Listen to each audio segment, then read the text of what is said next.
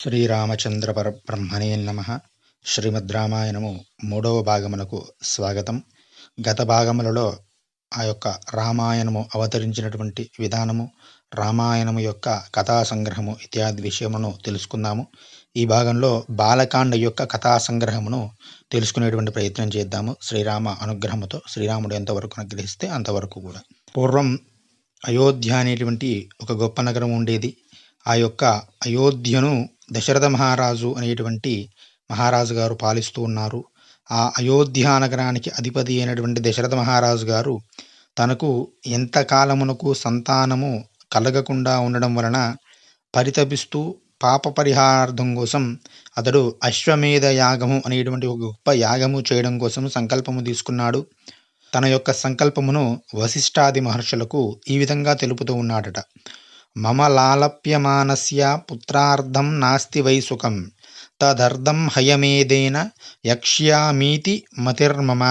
పుత్రులు లేక తపన పడుతున్నటువంటి నాకు మనశ్శాంతికరమైనది, అందుకోసము నేను అశ్వమేధ యాగము చేయాలి అనుకున్నాను, అది నా సంకల్పము అని పలికినాడు. అది అశ్వమేధ యాగము అనేది సమస్త పాపములను కూడా హరించి వేస్తుంది. ఇక పాపములు అనేవి మిగిలి ఉండవు. కానీ కలియుగంలో అశ్వమేధ యాగము అనేది నిషిద్ధం చేయబడినది. ఇది చంద్రశేఖరేంద్ర సరస్వతి మహాస్వామి వారు చెబుతూ, కలియుగంలో అనాథ ప్రేత సంస్కారమును చేసినట్లయితే అశ్వమేధ యాగము చేసినటువంటి ఫలితము వస్తుంది అని కూడా చెప్పడం జరిగినది. కాబట్టి కలియుగంలో అశ్వమేధ యాగం అనేది అనాథ ప్రేత సంస్కారము.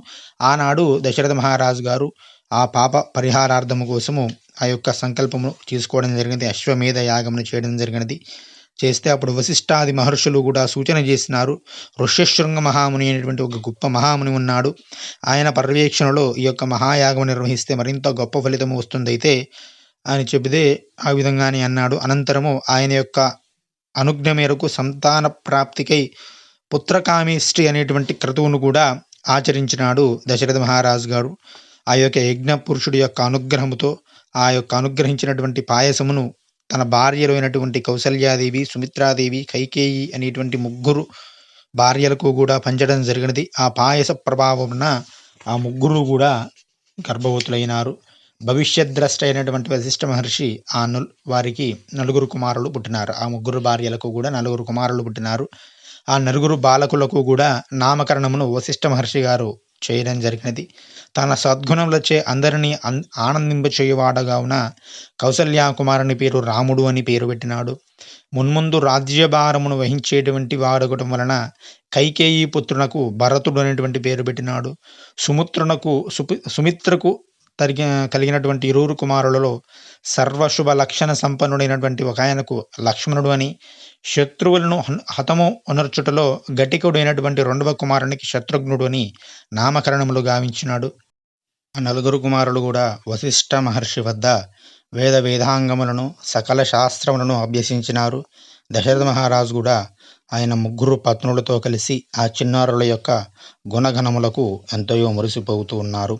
ఇట్లా కొంతకాలము గడిచిన పిమ్మట తపస్తంపనుడైనటువంటి విశ్వామిత్ర మహర్షి దశరథుని దగ్గరకు వచ్చి దశరథుడు ఆయనకు అతిథి సత్కారములు చేసినాడు. ఆయన కోరికను నెరవేర్చదను అని మాట ఇచ్చినాడు. తన యజ్ఞ సంరక్షణ కోసము శ్రీరాముణ్ణి తన వెంట పంపమని ఆ యొక్క విశ్వామిత్ర మహర్షి ఆ దశరథ మహారాజును కోరితే అల్లారుముద్దుగా పెంచుకున్నటువంటి ఆ చిన్నారి రాముని ఆ ముని వెంట పంపటం కోసము దశరథుడు తటపటాయించడం జరిగినది. అప్పుడు విశ్వామిత్ర మహర్షి అహం వేద్ది మహాత్మానం రామం సత్యపరాక్రమం వశిష్ఠోపి మహాతేజ ఏ చేమే తపసిస్తదా అని తపసిస్థిత అంటాడు. ఓ దశరథ, శ్రీరాముడు సత్యమే పరాక్రమముగా అంటే ఆయుధముగా కలవాడు. తన సత్య ప్రభావముచే ముల్లోకములను కూడా ఆక్రమించగల శక్తి ఉన్నవాడయా. అంతేకాదు అతడు మహాత్ముడు, మహాపురుషుడు, పరమాత్ముడు. నేను ఇతనిని విష్ణువుగా ఎరుగుదును. కాబట్టి ఈ విషయములన్నింటినీ కూడా నేనే కాదు మీ కులోపురోహితుడైనటువంటి తేజస్విని వశిష్ఠుడికి కూడా తెలుసు. మీవిద్దరమే కాదు సమస్త ముల్లోకములలోని మహర్షులందరికీ కూడా తెలుసు.